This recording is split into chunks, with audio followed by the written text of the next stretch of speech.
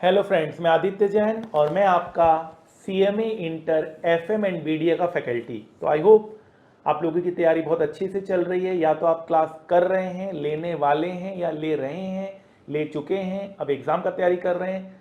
कोई भी स्टूडेंट ये वीडियो को देख सकते हैं। आपको पता है कि हमारे स्टूडेंट्स बहुत अच्छा परफॉर्म कर रहे हैं। CMA का बहुत बोलबाला है। आज बड़ी से बड़ी कंपनी में CMA एग्जीक्यूटिव्स देखने को मिलते हैं। अच्छी सैलरी के साथ अच्छे मार्क्स भी मिल रहे हैं। तो कहना ही क्या, बस उसके लिए आपको कठिन मेहनत करनी पड़ेगी। और मुझे पता है कि हमारे स्टूडेंट्स मेहनत से पीछे हो ही नहीं सकते। तो मैं आज आपके सामने लेकर आया हूँ ABC analysis of CMA inter FM and BDA। इसका डिस्क्रिप्शन में मैं लिंक दे दूंगा जहाँ से आप ये फाइल डाउनलोड कर सकते हैं। ये मैं अपने 20 साल के एक्सपीरियंस के साथ आपके सामने ये शेयर करना चाहता हूँ। आई होप आपका तो एक्सपीरियंस 1 साल का ही होगा या 6 महीने का होगा।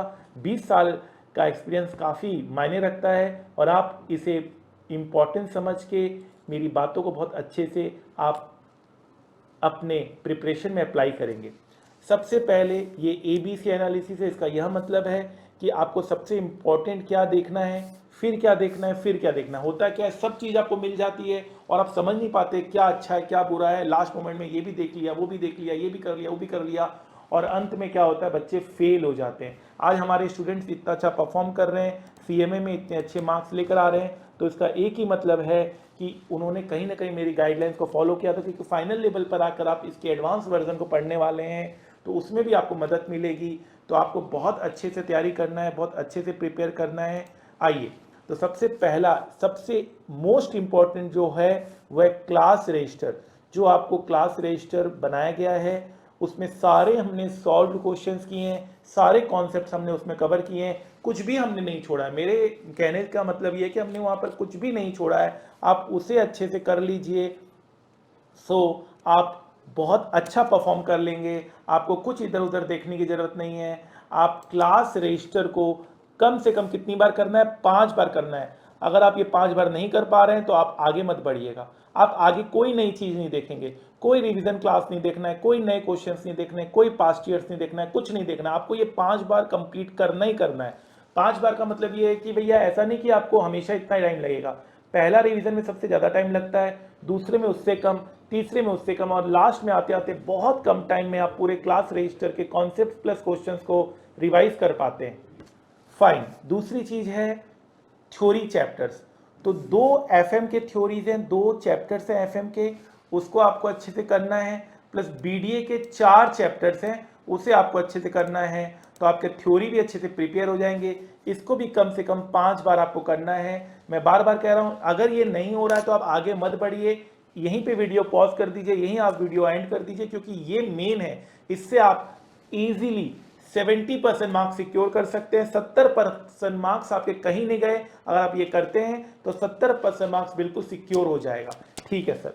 अब आगे आते हैं, अब आते आते बी पार्ट में। आपका ये कंप्लीट हो गया। बी पार्ट में आते हैं। बी पार्ट में अनसॉल्व क्वेश्चंस हैं। बुक में कुछ ऐसे भी क्वेश्चंस हैं, क्वेश्चन बैंक में कुछ ऐसे भी क्वेश्चंस हैं जो अनसॉल्व हैं, उसको आपको करना है। अगर आप इस स्टेज तक आ जा रहे हैं तो आपको जो रिपीटिव क्वेश्चंस है, जो आपको लग रहा है बहुत आसान है, रिपीटिव क्वेश्चंस है, उसको आप कट कर दीजिए and mark the difficult questions which you want to revise in the next round. आप मार्क कर दीजिए कि भाई ये क्वेश्चन मुझे नेक्स्ट राउंड में एक बार और रिवाइज करना है। अब आपके ऊपर है, क्या आप नेक्स्ट राउंड में जाना चाहते हैं, इसी में फर्स्ट राउंड में इसको निपटाना चाहते हैं। अगर आपके पास टाइम है नेक्स्ट राउंड में जाने का तो नेक्स्ट राउंड में जाइए। मेरे ख्याल से नेक्स्ट राउंड में जाते जाते आपका सारा इश्यू सॉल्व हो जाएगा। बी पार्ट फिर आपको देखने की जरूरत ही नहीं पड़ेगी।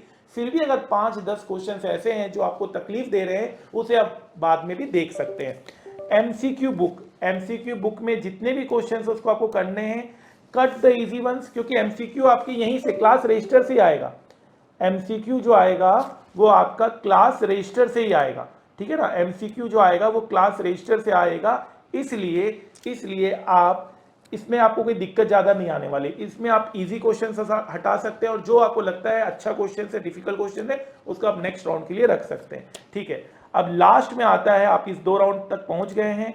अब लास्ट में आपका आता है पार्ट C, मतलब ABC का थर्ड इंपॉर्टेंट पॉइंट, जहां पर आपको रिवीजन क्लास आपको देखने का टाइम है। मैं फिर कह रहा हूं, आज से 10 साल पहले कोई रिवीजन क्लास नहीं होता था। बच्चे जो हम क्लास में कराते थे वो करके जाते थे और बच्चों का 100 आउट ऑफ 100 मार्क्स आता था, ठीक है ना। अब जो चलन आया है, ठीक है, अच्छी बात है, जो बेहतर के लिए आया है, बट ये तभी आपको देखना जब आपका मेन क्लास बहुत अच्छे से कवर हो रखा है। आपका मेन क्लास अच्छे से कवर नहीं हुआ है और आप ये देख रहे हैं तो I think it is not justified. Marathon class आपको देखना है, आपको न्यू एडेड क्वेश्चंस देखने हैं। न्यू एडेड क्वेश्चंस मैंने past years, model questions paper, MQP, ये बहुत सारे नए क्वेश्चंस आते रहते हैं, वो आपको देखने हैं। अगेन मैं कह रहा हूं तब देखने जब आपका फर्स्ट एंड सेकंड आपका कंप्लीट हो रखा है। तो फॉर्मूला बुक आपको दिया हुआ है, फॉर्मूला बुक अच्छे से देखना है। और रिवीजन शीट के बारे में मैंने आपको रिवीजन क्लास में बताया हुआ, आप जब रिवीजन क्लास करेंगे तब आपको इसकी जानकारी और मिलेगी। इसमें क्या होता है, इसमें आप सारे concept, right all concept of FM and BDA in minimum possible time, in minimum time, आप मिनिमम टाइम में सारे कॉन्सेप्ट्स एफएम और बीडीए के लिखते हैं। रिवीजन शीट भी आपके ग्रुप में दिया हुआ है, इसके बारे में जब आप सी पार्ट कवर करेंगे तो अपने आप आपको पता चल जाएगा, ठीक है सर। सो यहां पर फिर भी अगर आपको कोई क्वेरी है, कोई भी मैसेज है, कोई इधर उधर आपको मैसेज करने की जरूरत नहीं है, आप सीधे टेलीग्राम यूजर आईडी पे मैसेज कर सकते हैं, message@class_by_aj। आप क्लास बाय एजे में डायरेक्ट टेलीग्राम यूजर आईडी में मैसेज कर सकते हैं, अपने कोई भी क्वेरी है उसको सॉल्व कर सकते हैं। सो फ्रेंड्स, जाते जाते इतना ही कहूंगा कि सबकी यही स्टोरी है, पहले मेहनत फिर ग्लोरी है, फिर ग्लोरी है। तो मेहनत करिए, मेहनत से पीछे मत हटिए, क्योंकि इट्स टाइम टू शाइन। आपका समय है चमकने का, चमकिए, मेहनत करिए, चमकिए। अभी नहीं चमके तो फिर कभी नहीं चमक पाएंगे। याद रखिएगा, हमेशा मैं कहता हूं, आज पसीना नहीं बहाया तो कल आंसू बहाने पड़ेंगे, कल आंसू बहाने पड़ेंगे। All the best.